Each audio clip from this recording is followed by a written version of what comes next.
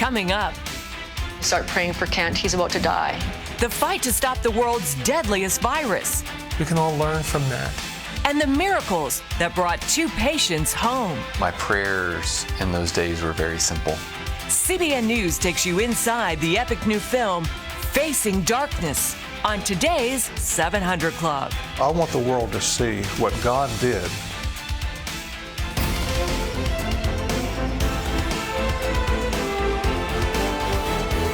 Well, welcome, folks, to this edition of the 700 Club. You know, the choice facing the president is, does he let Obamacare blow apart of its own, or does he step in and somehow to save it and join with the Democrats?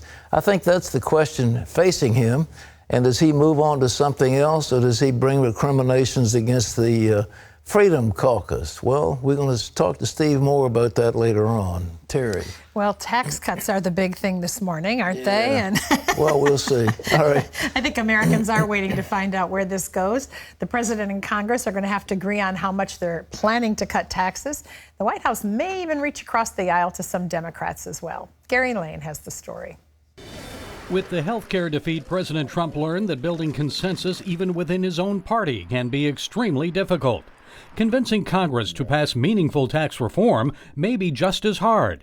And after the healthcare loss, the White House may look across the aisle for some votes. I think it's time for our folks to come together. And I also think it's time to potentially get a few moderate Democrats on board as well. But Senate Minority Leader Chuck Schumer suggests the president may need to become more like a Democrat. He moved so far the hard right that it's virtually impossible for us to work with him. If he changes, he could have a different presidency. But Trump is unlikely to change his conservative tendencies, at least when it comes to cutting taxes and moving the economy forward. The U.S. corporate tax rate is among the very highest in the world. The president says if the United States is to attract businesses from overseas, it must drop the rate down from 35% to 15%. America would become a country with one of the lowest corporate tax rates in the world. Trump says he also wants to lower the tax burden on American families. However, the exact rate may be up for negotiation. I think that moving forward, the president's vision on lowering taxes for every American is what's going to unite not just the Republican Party, but I think some of those Democrats are going to come on board as well. If we can provide one of the biggest middle-class tax cuts in the history of this country, I think that's important. Also part of the president's plan, a border tax on imports. He says that will even the playing field with other countries who haven't played fair on trade. It's designed to bring in more money to offset the loss of revenues to Washington from the tax cuts. But Congressman Mark Meadows, chairman of the conservative House Freedom Caucus, predicts real tax reform with lower rates will generate more income and greater economic growth, which would help both businesses and consumers. When we start to grow the economy at 4.1%, it actually not only increases wages, but it puts more money in Americans' pockets each and every day. Gary Lane, CBN News. Well, with us now is our friend Steve Moore, an economic advisor to the Trump campaign. And Steve, let me ask you this question. I started the program. I know there's such recrimination, and there must be some real bile in people's craws. But would you let Obamacare just fall of its own weight till next fall and then try to rescue it, or would you reach in now and try to save it? Hi, Pat. Good morning. And yeah, I would say this, that I think that we have to entirely repeal Obamacare. There's nothing salvageable about that law. And, you know, the problem, I think Trump summarized the problem very well last week when he said, if we stay on the current course with Obamacare, the entire health insurance market is going to be destroyed, and nobody's going to have health insurance. So not only are, you know, the liberals say, 10, 15 million people are going to lose their health insurance under the Republican plan. Everybody's going to lose their health insurance if we stay on the current course that we're on, because it is like the Titanic, and there's no way to save it. So, and by the way, Pat, I'm going to say this. I'm going to make a prediction on your show. I believe within the next 3 to 6 months, we are going to revisit this issue, and maybe even sooner than that, and we are going to get this thing passed, and it's going to be, if not entire repeal of almost all of Obamacare. And by the way, why don't we try to use the free market system, the free enterprise system, to lower health care costs through competition and choices for consumers, let people buy insurance across state lines. If you do all of those things, you really fix the health care system, make it affordable to people. That's the big irony, by the way, of Obamacare, Pat. What is the title of that law? The Affordable Care Act? It actually should be called the Unaffordable Care Act. Well, what about taxes? You know, it used to be you could count on a Republican majority passing legislation. Can you count on the Freedom Caucus to come in now for meaningful tax reform? We got to get this done. You know, I've said since the start of the year, I've said it a couple times on your show, there's two must-do items on the to-do list of Republicans this year. We got to get rid of Obamacare, and we have to provide a tax cut for families and businesses. By the way, just one slight correction on your previous report on the corporate tax. Your reporter said we have among the highest. We're not among the highest corporate tax. We have the very highest of all the countries in the world. We're at 40%. The rest of the world, most of the countries we compete with, Germany and Japan and Australia and Ireland, Canada, Mexico, they're closer to 20%. It's like a Head Start program the United States is giving to every country that we compete with. And by the way, I believe with what Congressman Meadows just said is very true, that if you bring that corporate tax rate down to, say, 15 or 20%, as Donald Trump and Paul Ryan want to do, I believe that will actually raise revenue for the government. And you know why, Pat? Because all those businesses that have been leaving the United States, all of a sudden it's going to be like a magnet. They're coming right back. Well, the Democrats have this knee-jerk reaction to anything Trump proposes, and anything that looks like they put a few dollars in the pocket of successful people is anathema to them. Do we just run over the Democrats, or do you think you'll get some on board to help? I'd like to see, look, I would love to see a bipartisan victory. Why not have a big tax cut for middle-class families, lower the tax rates for not just our corporations, by the way, Pat, but for our 28 million small businesses out there. I mean, when you started your business, it started as a small business and grew into a big business. And that's the American dream, right, is to build your business. And then why not add some infrastructure spending, which is what the unions want, call a jobs program, and try to get 65 or 70 Democrats I mean, 65, 70 senators with a number of Democrats on board. I'd love to see that. But I don't know yet, Pat. I don't know whether the Democrats are willing to be cooperative. So far, they've said no to everything Donald Trump wants to do. Well, now, the House Ways and Means Chairman Kevin Brady has got a tremendous tax plan. Will that be the framework, you think, for the bill coming out? Well, there's going to be work done. You know, this is a sausage-making factory here in Washington. It's never too pretty to watch. But I think we're going to come out with a great tax bill. I think it's going to lower business taxes, provide relief for middle-class families. Another feature of this, Pat, I really like, because as you know, I work with Donald Trump on this tax plan. We want to provide for those companies like General Electric and Boeing and Apple that have literally hundreds of billions, if not trillions of dollars overseas.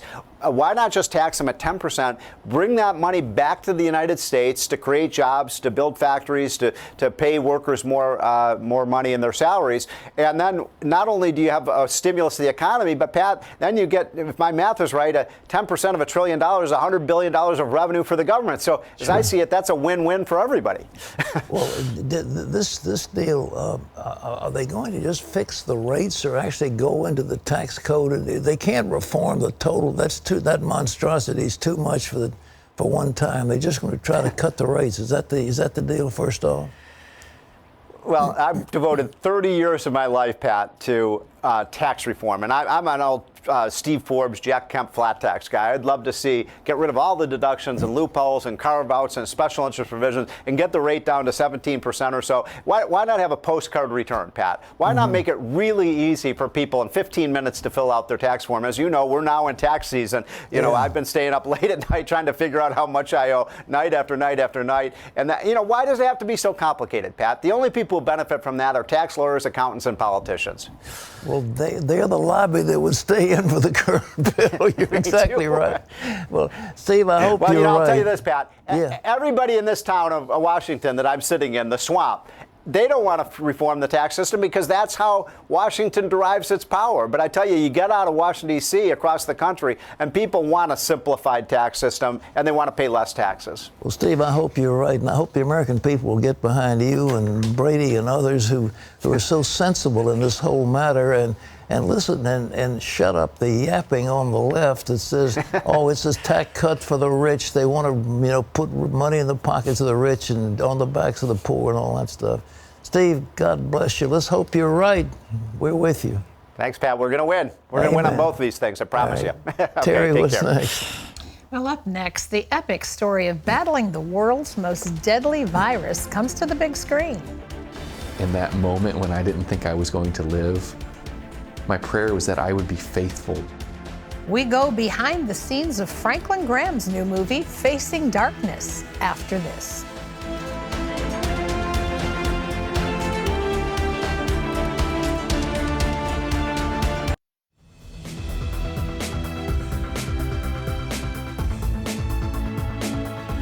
Well, the word Ebola comes from the Ebola River in Zaire, where the deadly Marfrig virus was first discovered. This is a deadly, life-threatening disease that essentially kills everybody who's affected by it. And in the summer of 2014, a deadly outbreak of that Ebola virus spread through West Africa, killing thousands.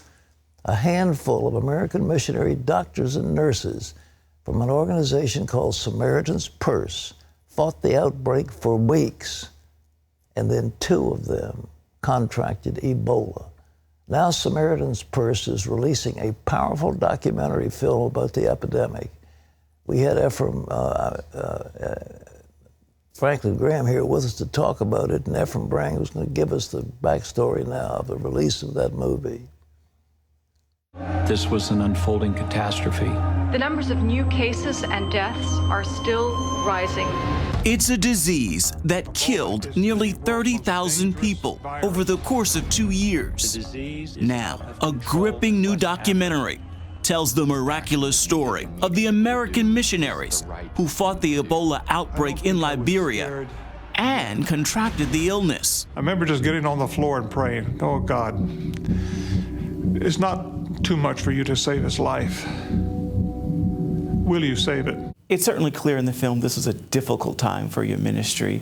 Why share this story on film? So many people that were involved in fighting Ebola there in Liberia and Guinea and Sierra Leone were young people. And I want the world to see what God did and how he used the lives of young people to fight the world's most deadly virus. My phone rang, and Ken Isaacs said one of our doctors, Kent Brantley, has Ebola.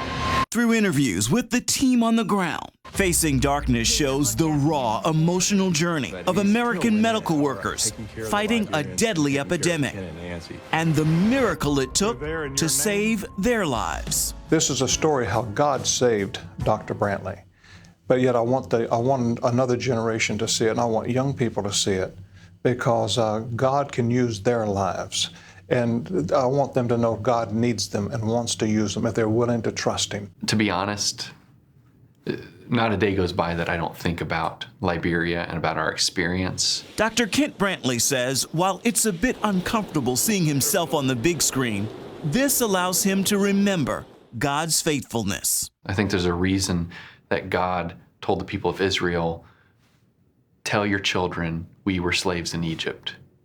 I think there's something really important about remembering the hard times we've been through and remembering what God has done in our lives to help inform the way we move forward. My greatest fear is that I would have to raise my kids alone. Dr. Brantley and his wife Amber had already been serving in Liberia for a year when the Ebola epidemic hit.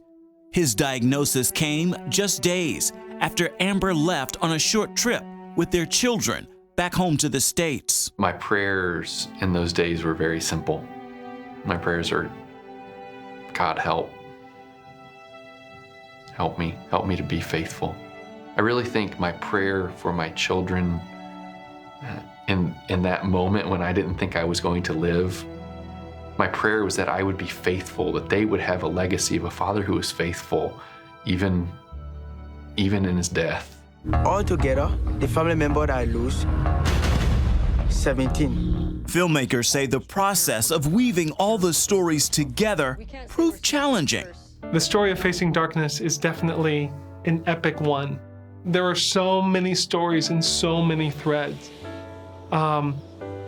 And it was really, really hard to figure out how to whittle it down. Our editor was able to find some of the most powerful sound bites and the most powerful portions of people's stories and put them together. And so we were, that's one of the ways we were able to get through that. David looked at me and he said, "You too have Ebola." Nurse Nancy Wright Bowles served alongside Dr. Brantley in Liberia, and she also contracted Ebola. She hopes the film will convey to audiences a message of the importance of unity. It's not about 2 or 3 or however many expats are in the movie. It's not about us. It's about a partnership and a working together with the people that you live with. It's living within community. People shared a lot of candid things with us when we interviewed them and had them share for Facing Darkness. But yet, those are things that sometimes people, I shouldn't have said that. Why did I say that? But yet, that's what makes us human, and we can all relate to that. And we all, like I said earlier, we can all learn from that. The production team hopes the film will challenge audiences. I hope people will leave the theater asking themselves, would I be that brave? What would I do? You don't have to look far in the news today to find places where we are faced with fear. And I think something that this film can help us do is to look at those circumstances in our lives in the world today through a different lens and say, what does it look like if we choose not to respond out of the fear we feel, but instead we have the courage to move forward in compassion. If we're willing to put our faith and trust in God's Son, Jesus Christ, if He's in our boat, we don't have to worry about that boat sinking. He'll take us through that storm, and He did with Dr. Brantley. And I want the world to see what God did. At the same time, I'm hoping God will use this to bring up an army of young people who'll say, "Here I am, send me." Ephraim Graham, CBN News. Well, it's a thrilling story. I commend Franklin and Samaritan's Purse for putting that movie together. The movie Facing Darkness will be in theaters around this country for 2 nights only, March 30th and April 10th. March 30th and April 10th. And you can find theater and ticket information on our website at cbnnews.com. I commend it to you. It's a thrilling story, and I was not in Liberia, but way before that, I was in Zaire when that first outbreak took place, and we were there helping people. And the thing that they were facing there was bloody dysentery. The people were just being consumed by this stuff. And the Ebola virus was just a killer, but it burned itself out pretty quickly in that area. But what happened in Liberia was very tragic. And this is a story of courage and of a miraculous power of God. It was wonderful. Terry. Well, coming up, she was a self-proclaimed atheist and an avid athlete until she was struck with cancer 5 times in 10 years. Meet a walking miracle when we come back.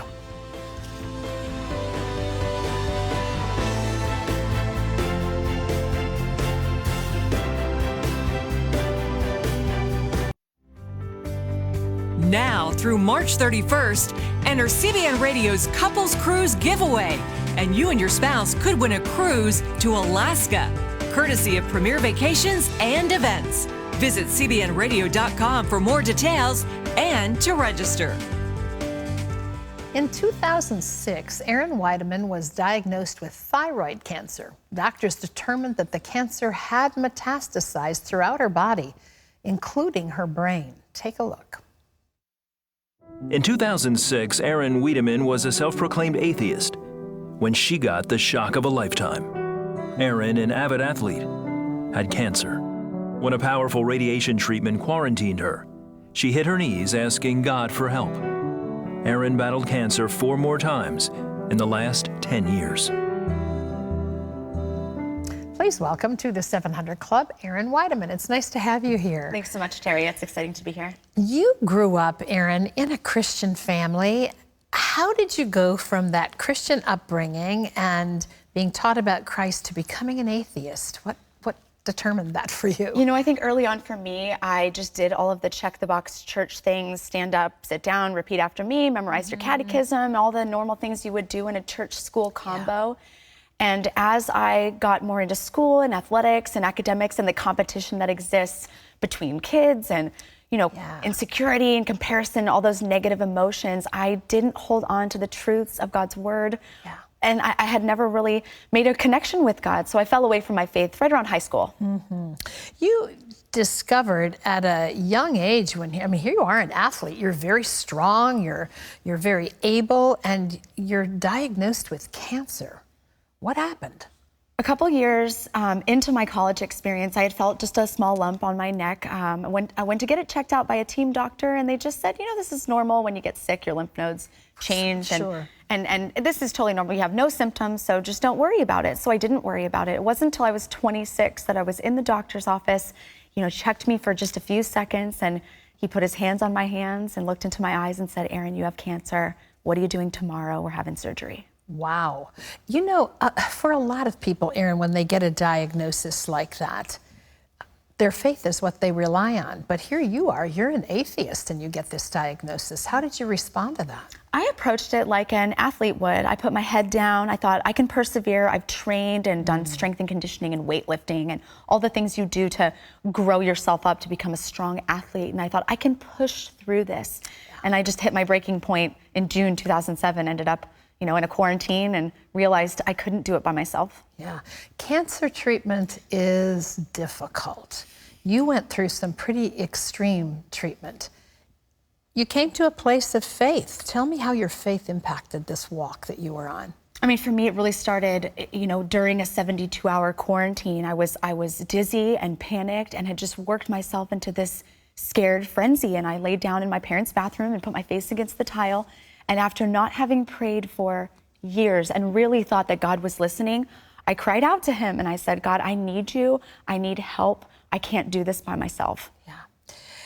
You know, you survived the first bout. You went on to school and became a teacher. You got married. Yeah. 4 more times this attacked you. How did you keep pressing on? How did you keep your head up? How did you say, you know what, this is not going to get me? I think that initial prayer was just the moment where I turned to face God. He was right there to meet me in my place of complete brokenness. Yeah. And every other bout with cancer since then has been walked. You know, he worked on me. He softened my heart. I was introduced to my husband, who was instrumental in helping me understand who God really is. So it got easier, which is kind of hard to say because cancer is a hard thing to go through, but it does get easier when you're walking with the Lord because you know he has a bigger play at work that you don't quite understand. What's your diagnosis today? I'm 5 years cancer-free. My last surgery was 2012. Wow. Wow. He's awesome. Did you have moments in the middle of that where you just felt, even as you were walking in faith, I mean, 5 times to have this repeat, a lot of people would have said, well, this is it. Yeah, I think I was a little timid at the beginning, only because I didn't understand how big God is and just the magnitude of what God can do that is so different than what we can do as people. You know, we're so small and limited in what we can do, the way we think, and just learning more about God and growing closer together to him throughout the process has really sustained me, and it's given me hope. You know, one of the things you said earlier when you talked about being a teacher, or not being a teacher, but growing up yourself and walking through some of the just performance of faith. But one of the things that was real in your life and in the lives of young women around you was low self-esteem, like just not knowing who you were and feeling a little buffeted by life, you've created some amazing books. Did it come out of that time in your life? Yes, I think Bible Bells was born from a lot of different experiences, but first and foremost, my own struggle with insecurity and comparison and trying to measure up against the world's definition of beauty. Yeah. This is a struggle that girls and teens and women are going through for generations, and it's time to do something about it. Yeah, I want to talk about these because I think they're so great. Of course, I have a granddaughter in my home, so I'm really excited. Hannah, the Bell of Prayer. You've got Esther, the Bell of Patience. I mean, these are beautifully done. I've read them. The stories are awesome. Abigail, the Bell of Bravery. What do you want young girls to take away from these books when they read them? Bible Bells, I mean, it's really about helping girls understand there is a progression, a journey they can take to grow closer to God and get into His Word. Yeah. And that progression is a 5-step progression that we identify in the series. So it's prayer, patience, bravery, loyalty, and leadership. I love that. Yeah. I love that. You know, I know there are also some people who are watching right now, listening to what you're saying, who are maybe themselves under a diagnosis that's difficult. What would you say to them? I would say that placing your faith and trust in God will give you that peace and that hope for a future that right now maybe it doesn't seem like you can have, but God's plans are working together for good. And just because we don't understand what He's doing doesn't mean He doesn't have a glorious, wonderful, blessed life in store for you. So hang on to hope. And sometimes, you know, when you're going through these treatments that are so difficult and your body is robbed of the ability to be strong, faith kind of steps in and buoys your spirit and gives you the courage to keep pressing forth. That's what I see in your story. Absolutely. You know, the lesson of not being able to do it in your own strength is one I mean, think about daily, you know, and even just in growing a business and being a new mom and being married. All of these are new, exciting adventures, but trying to do it in your own strength, it's not going to be successful. Yeah, it's not the way it's supposed to be. No. Jesus says, apart from me, you can do nothing. Right. So, you know, get together with Him in whatever it is you're experiencing in your life. Erin's book series of Bible Bells, it's Bible Heroes for Girls, is awesome. I think you'll really enjoy it. This one in this series is entitled Hannah, the Bell of Prayer, but there are a number of others. They're all available where books are sold, and I just think they're a fun gift. Put them in your child's Easter basket this year. A great way to learn about the women of the Bible. Also, later today, check our Facebook page for a web-exclusive interview with Erin. All you have to do is go to facebook.com/700club. So check that out. Still ahead, we're going to bring it on. Carmen says, I have a young granddaughter whose mother doesn't want her exposed to religion. Is it my responsibility as her grandmother to teach her about the Lord? Or should I respect her mom's wishes in this case? Stay tuned. Pat's got an answer coming up.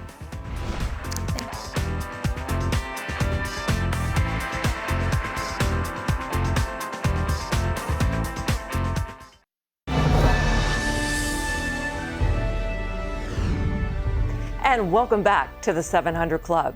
America will stand by Israel. That was the message to the American Israel Public Affairs Committee conference in Washington Monday. It came from House Speaker Paul Ryan and U.S. Ambassador to the UN, Nikki Haley. Both reaffirmed their commitment to repairing and strengthening the alliance between Israel and the United States. These past 8 years, they've been tough. Our friendship has been tested. No single political spat or public disagreement can sever our historic alliance with Israel, but it can erode trust. And I think the actions of this past administration damaged this trust. And that is why I want to pledge to you right here and right now, so long as I am in this job as Speaker, we will meet our military assistance commitments to Israel and provide additional funding in times of crisis when she needs us. We will be there. We are there and we will be there for Israel. The days of Israel bashing are over, but you're not going to take our #1 Democratic friend in the Middle East and beat up on them. So for anyone that says you can't get anything done at the UN, they need to know there's a new sheriff in town. The conference concludes today with speeches from the Senate majority and minority leaders, Mitch McConnell and Chuck Schumer. Severe weather swept through parts of the South in recent days. Look at this hail hitting in Alabama on Monday.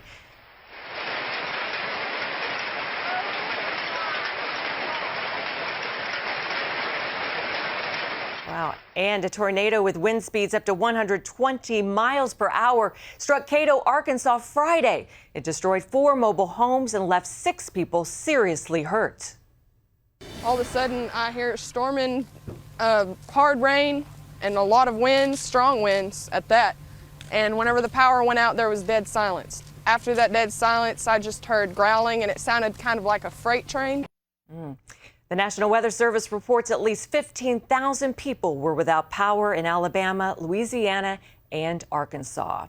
And you can always get the latest from CBN News by going to cbnnews.com. Pat and Terry will be back with more of the 700 Club right after this.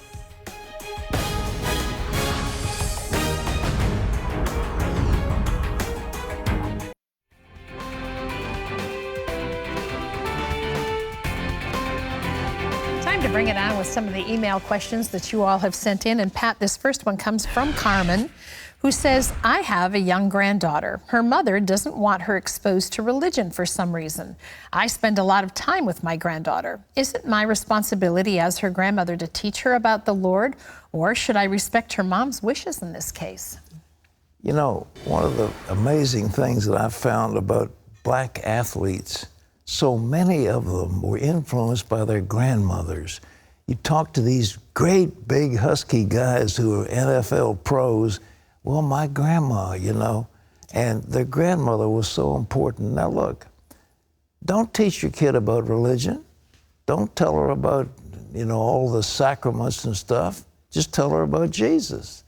And you say, well, I'm not teaching her religion. I'm just introducing her to a friend.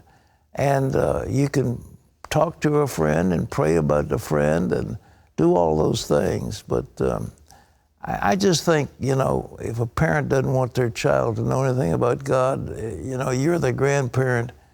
And just don't say, well, I'm going to indoctrinate you in the Catholic Church or the Baptist Church, but teach her about Jesus. There's nothing wrong with that. Okay, this is TC, who says, my husband and I have been serving God together for 10 years. About a year ago, he began listening to the teachings of a man who claims to be an apostle. He no longer believes in the Trinity and stopped going to church with me.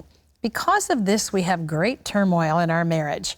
We can't talk about anything spiritual without fighting, and sadly, we have no spiritual life together anymore. I think he's deceived, and he thinks I'm deceived. How can I have peace in my marriage in the midst of this? Well, I think what you need to do is to get people together who love the Lord and counsel with him.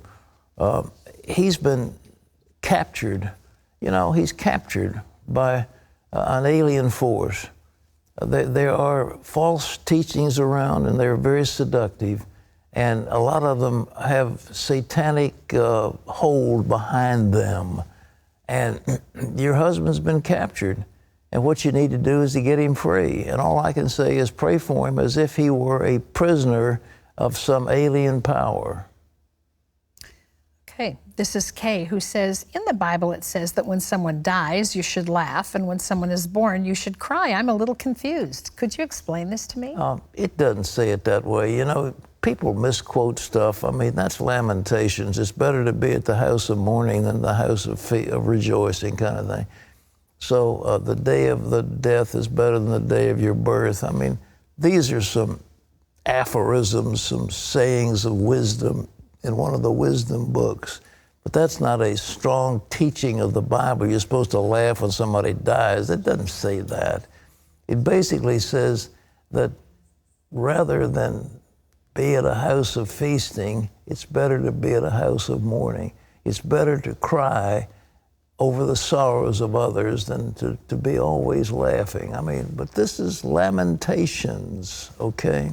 Okay, this is Lydia who says, is it okay to let children hunt for Easter eggs and receive from the Easter Bunny? I thank you for your explanation of Easter and the fact that it's okay to eat Easter candy, but I wasn't sure about other activities associated with Easter. All right, as I've told you before, Easter comes from Oestra, which has to do with the Babylonian goddess Astarte. It is a heathen practice. Now, what are eggs? If you look at the art, for example, you go to the Temple of Baalbek in Lebanon, and you'll find the so-called egg and dart symbols. The egg is a symbol of fertility. The dart is the symbol, of course, of the male sex object. And those things are pagan symbols. The egg is a symbol of fertility. And I suppose they have bunnies in there because bunnies have so many babies. I don't know what all else it is. But all this, if you just realize, if you want to go out and color Easter eggs and have a bunch of people go out and hunt for eggs behind the bushes and put them in baskets and have a little celebration, there isn't anything wrong with that.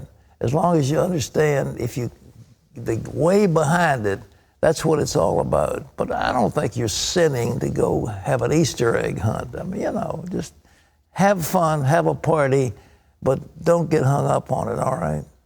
Okay, this is Stephanie who says, I'm a college student, and for the past 6 months, I have suffered through days of complete fear, anxiety, and crippling depression. I feel as though I'm in the chains of bondage. In this time period, I've sought after God with my whole being. I have to read scripture right as I wake up just to get myself out of bed. I need healing as I cannot go any further without intervention from God. What can I do? I don't know what I'm doing wrong and why God is always silent. I think you need to see a good physiologist or psychiatrist or somebody who works with neurology and that kind of thing. Depression does have physiological causes, and I'm not a great proponent of giving people little pills, but the truth is that extreme depression does have physiological causes. It's not necessarily spiritual. And first of all, you got to get free of any guilt you got and get right with God. But at the same time, you may need one of those antidepressants to kind of get you over this rough patch. Mm-hmm. I don't want to get hooked on those things, but nevertheless, in this case, you probably need some medicine to help you, okay? Mm-hmm. Well, in China, a little girl named Wachang can now hear for the first time in her life, but not long ago, the world was completely silent. Every time Yatong saw someone dancing, she had to join in. Her eyes got wide and sparkly. She smiled and laughed as she danced alone. But sadly, this little dancer couldn't even hear her own laughter or the music she danced to because she was deaf. When other kids were talking, Yatong didn't even babble. I got a doctor to examine her ears, but didn't think that he would say she would never hear a single sound. You don't understand. My child would never speak. There would be no way she would find a job or get married.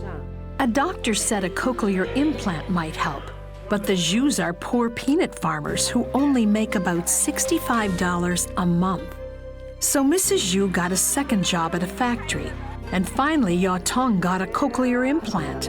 While it helped her to hear the music she danced to, she still couldn't speak. She just pointed to what she wanted to eat or drink. Pretty soon everyone started gossiping about Yatong and saying she was a mute. Yatong needed specialized speech therapy and a hearing aid for her other ear for her treatment to be complete. I feel so sorry for my daughter. She would never speak, and we couldn't do anything else for her. We spent everything already, and no one would lend us money. When CBN heard about Yatong, we gave her the hearing aid she needed, and we sent her to speech school. Now she can communicate with other people. I love my mom and dad. It's like the gates of the universe have swung open and a world of opportunity is available to her now. And it's because of your help.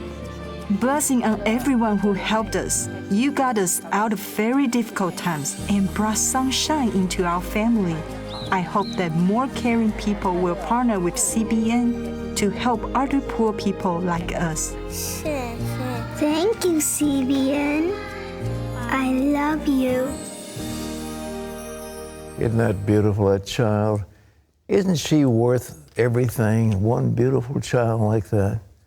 Hey, you know, Terry, I, your co-host, am pleased to report that last week I didn't have, but one of my grandchildren had a baby, and that gave me 10, count them, 10 great grandchildren. Wow. Little girl was supposed to be born on my birthday. She waited, she was a day late.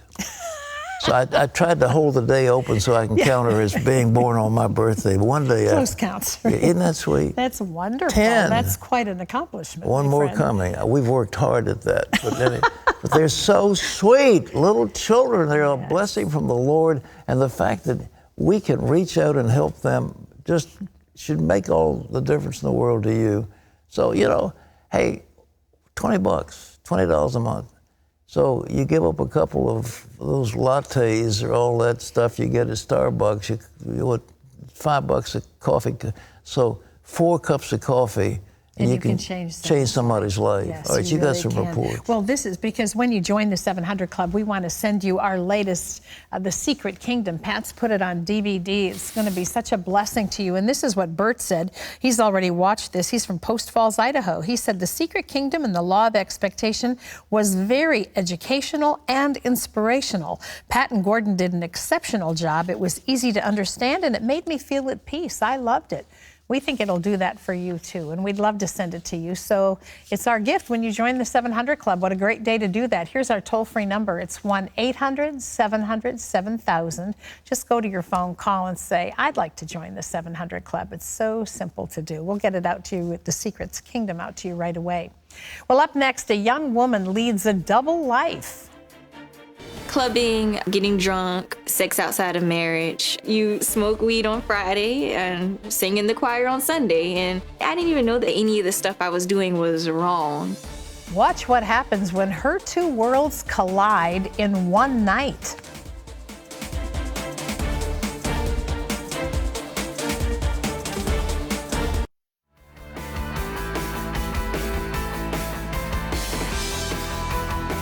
Jordan Branch sang in the choir at church on Sundays, but Friday and Saturday night, she was smoking pot, getting drunk, and having sexual encounters. Jordan didn't see any problem with her behavior until one night when she wound up with Mr. Wrong.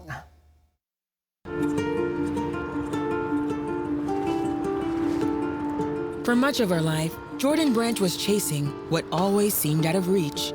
Acceptance. Definitely acceptance. I felt like I wanted to be accepted by people and I wasn't. Definitely love. I just had this strong craving that I wanted to be loved so badly. Growing up, she always felt like an outsider. All the more when her parents sent her to a private school in 6th grade. My hair was different, my skin was different, I was different. I felt very insecure. Kids were really mean, called me, stupid, dummy, stuff like that, or just ugly. And I just would cry. Jordan kept silent because she believed no one cared enough to listen. And even though her family went to church every Sunday, she felt the same way about God. I don't know anything about going to my Bible or going to go pray or going to go talk to God about my feelings, and I just wasn't taught to about that in church or in general. So I just know I'm feeling bad, and I don't know how to handle it other than internalizing it.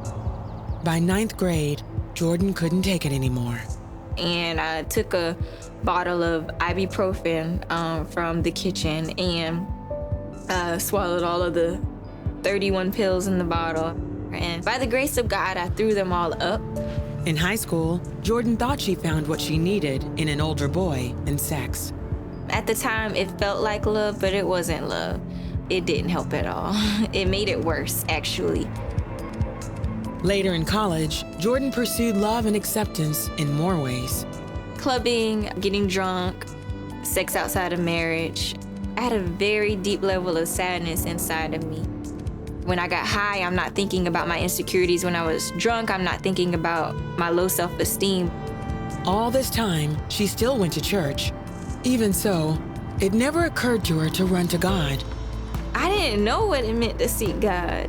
You know, you smoke weed on Friday and sing in the choir on Sunday. And I didn't even know that any of the stuff I was doing was wrong. After college, Jordan attended a networking conference. She met a man there, agreed to have drinks later, and became the victim of date rape. Though she tried to press charges, she was told there wasn't enough evidence.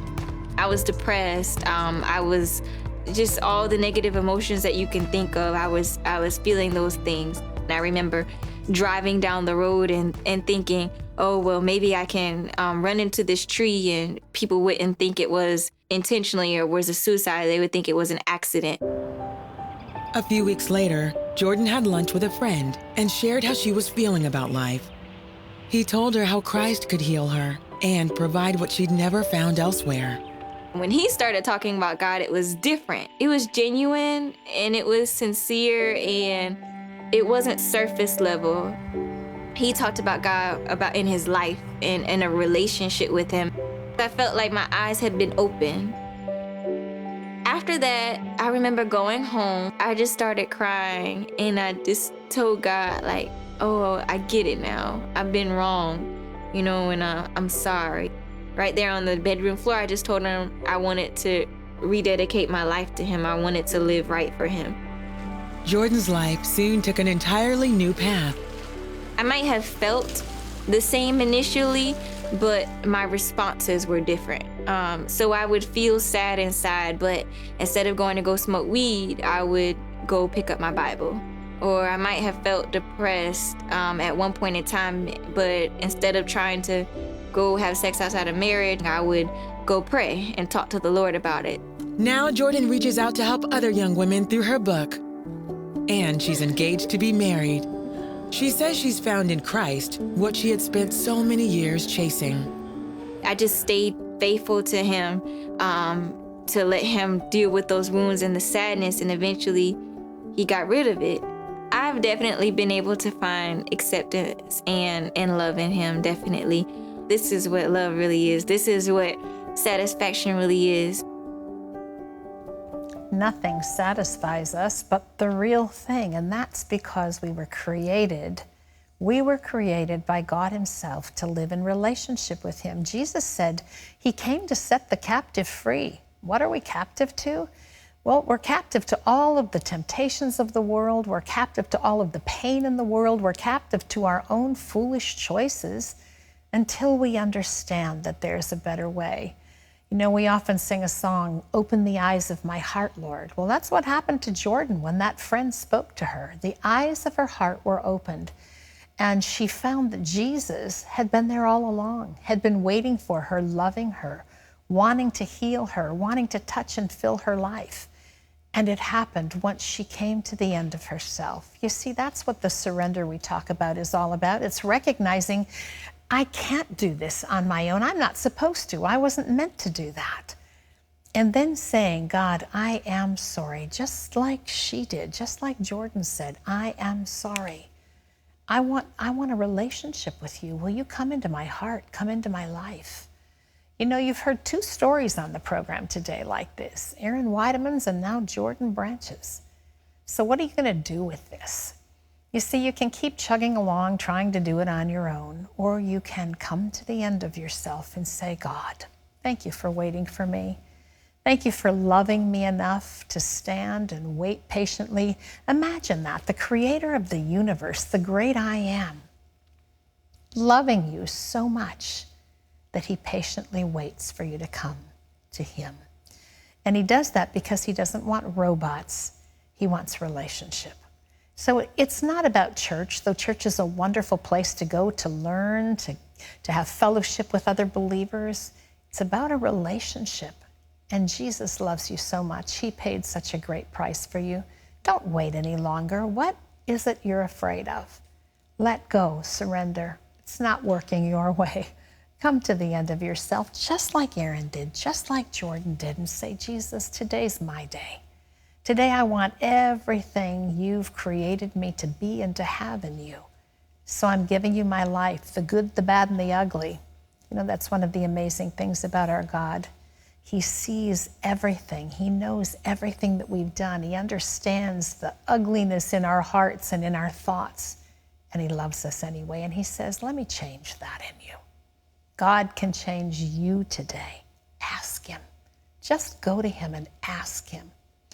If there's something really significant in your life that you need prayer about and you'd like to talk to a friend, we have a toll-free prayer line. It's 1-800-700-7000. There's a friend on the other end of that line who'd love to pray with you today. And if you do pray today, whether it's with someone or alone, we want to send you the New Day packet. How do you walk with Jesus? We'll send this out to you. It's yours for the asking. Call now. Pat? Thanks, Terry. Well, folks, thank you for being with us for this edition of the 700 Club. And we leave you with today's Power Minute taken from the Psalms. Be of good courage, and he shall strengthen your heart, all you who hope in the Lord. Well, tomorrow, Fox News chief religion reporter Lauren Green is going to join us to tell about her experiences on the network and what she has learned in interviewing some famous religious people. In the meantime, for Terry and Wendy and all of us, this is Pat Robertson. Thank you so much for being with us, and we'll see you tomorrow on the 700 Club. Bye-bye.